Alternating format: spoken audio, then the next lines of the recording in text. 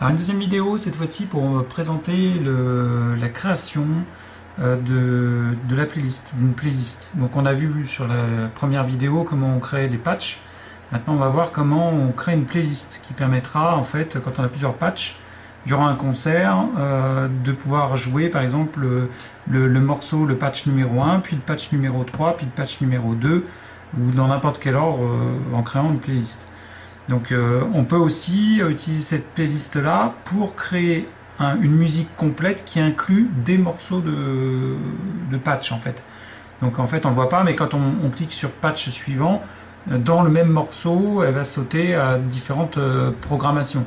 Donc pour ça on va tout de suite aller programmer la pédale blanche pour dire que en fait on veut que ce soit le saut next sur la playlist. Comme ça, parce que là actuellement le rouge et le vert ce sont les octaves, donc comme ça on va paramétrer correctement. Donc on va aller directement dans Remote Switches. Voilà, là pour l'instant c'est la hauteur, on va faire voilà, Trunk Increment, donc c'est prochain morceau, donc c'est ce qu'il nous faut comme programmation. Donc là je fais Exit, je sauvegarde, voilà. Donc maintenant je sais que la blanche c'est le morceau suivant, je vais faire en fait une playlist. Donc je sais que précédemment on a créé deux morceaux, test 2 et test 1, enfin test. Donc ce que je peux faire pour l'exemple, on va créer une playlist qui va d'abord débuter par test 2 et puis avoir test tout court et s'arrêter. Donc on fait une playlist, donc je vais dans Play, comme on a vu, hein, dans le menu principal je fais Start, Play. Donc là, Play c'est la lecture, je vais sur New, je veux créer une playlist. Comme pour le patch, j'ai une mémoire.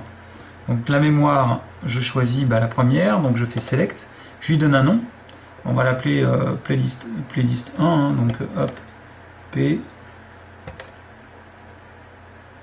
L.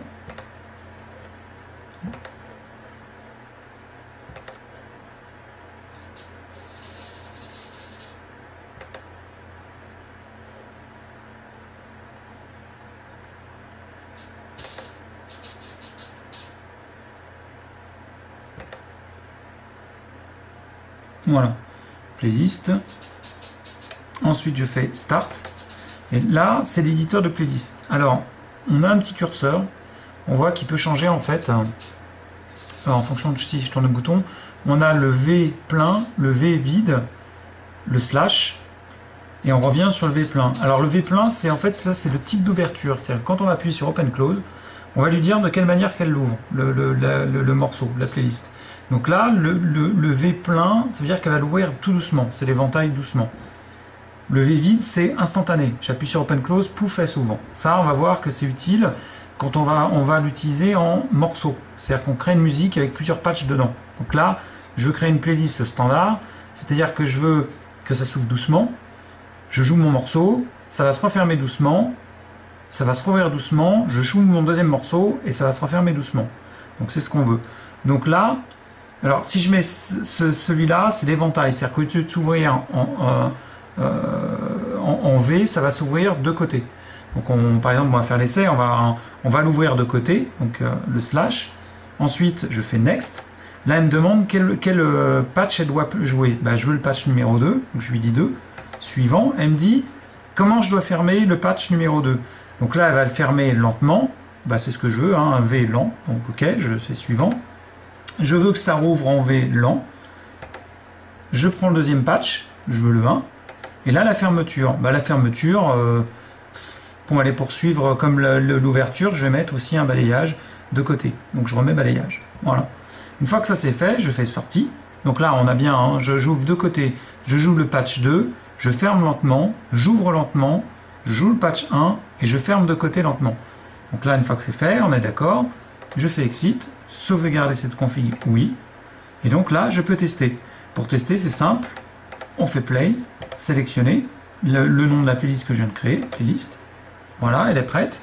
Et je sais que quand j'appuierai sur le bouton blanc, je vais passer au morceau suivant. Donc là, on va faire le test. Je vais faire pédale bleue pour faire l'Open Close. Donc là, bien sûr, elle a ouvert automatiquement le patch 2, c'est ce que je lui ai demandé, hein, commencer par le 2. Donc là, elle doit l'ouvrir de côté. On voit bien que c'est ouvert de côté. Donc là, je peux jouer le morceau. Hein. Donc, voilà, je joue mon morceau. J'ai fini de jouer mon morceau.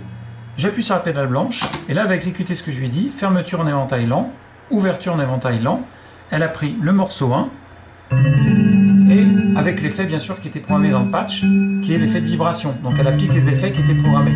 Et une fois que j'ai fini mon morceau, eh ben, j'ai juste à faire suivant. Et là, elle referme mon éventail. Et voilà, et donc on a fini la playlist.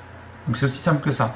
Alors, si, par exemple, je change ce mode-là, et je veux que ça fonctionne maintenant en mode morceau complet, admettons que playlist, c'est un morceau complet qui en fait est composé du patch 1, enfin du patch 2 et du patch 1, et que je veux jongler instantanément de l'un à l'autre, et ben on va modifier. C'est là qu'on va voir l'intérêt du V vide, V creux.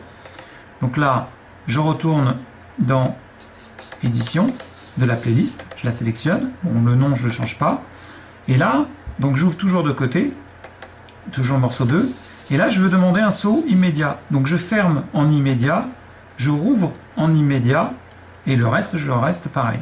Donc là je sauvegarde, ok, exit, je fais start, lecture de la playlist, je choisis la playlist, et là je peux faire open close.